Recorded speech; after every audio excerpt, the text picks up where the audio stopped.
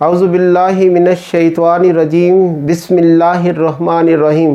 منفی خیالات، جذبات، احساسات اور رویے انسان کے بدترین دشمن ہیں۔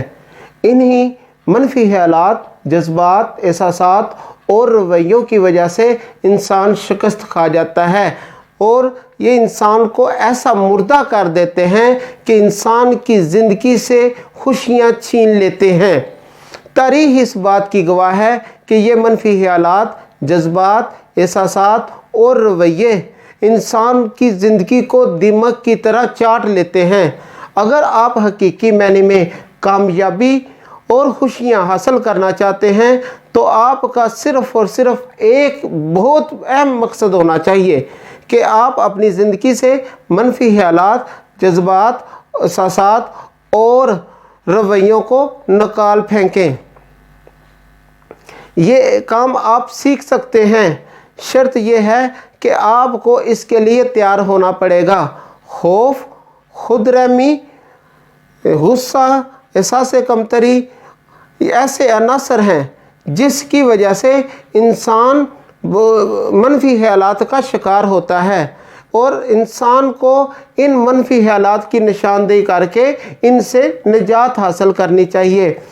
انسان کو دوسروں کو خوش کرنا، انسان کو دوسروں سے اچھا رویہ اپنانا، یہ اپنی زندگی کا مقصد بنا لینا چاہیے۔ منفی خیالات سے ہم نجات کس طرح حاصل کر سکتے ہیں؟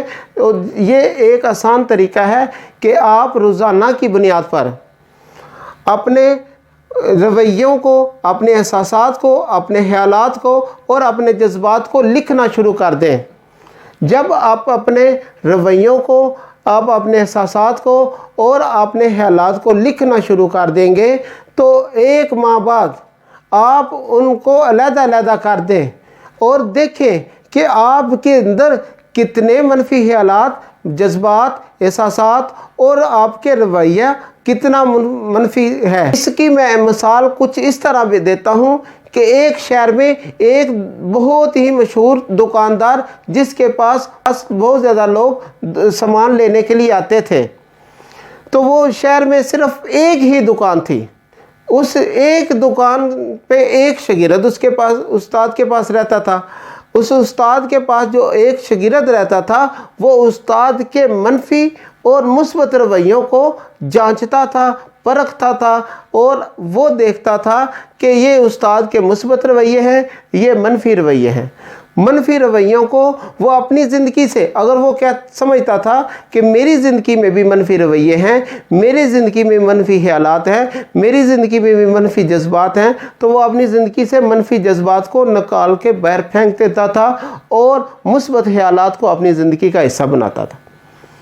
تو اس شاگرد نے کچھ سالوں بعد اپنی علیحدہ استاد کے علاوہ دکان بنا لی۔ جب استاد کے علاوہ اس نے دکان بنائی تو کیونکہ اس نے منفی خیالات کو اپنی زندگی سے نکال چکا تھا اور مثبت خیالات اپنی زندگی کا حصہ بنا چکا تھا، جس کی وجہ سے لوگ اس کے پاس بہت زیادہ آنے شروع ہو گئے اور اس کی دکانداری اپنے استاد کی نسبت زیادہ چلنا شروع ہو گئی۔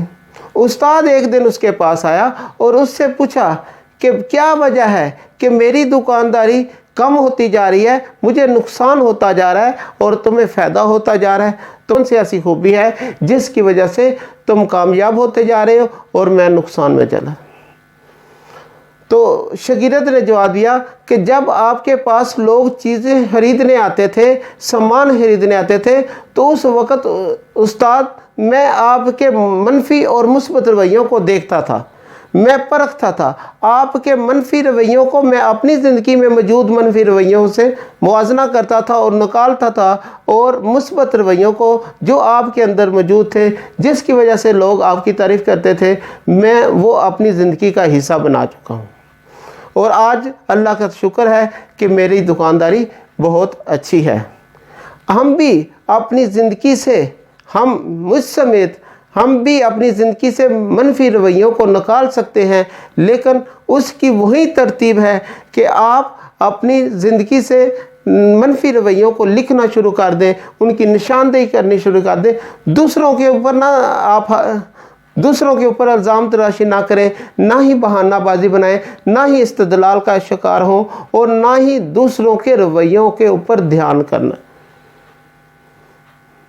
अगर आपको ये वीडियो अच्छी लगी है तो आप इसको सब्सक्राइब कर दें, बेल आइकन के बटन को प्रेस कर दें ताकि आने वाली वीडियो का नोटिफिकेशन आप तक पहुंच सके। जज़ाकुमुल्लाह फिल खैर।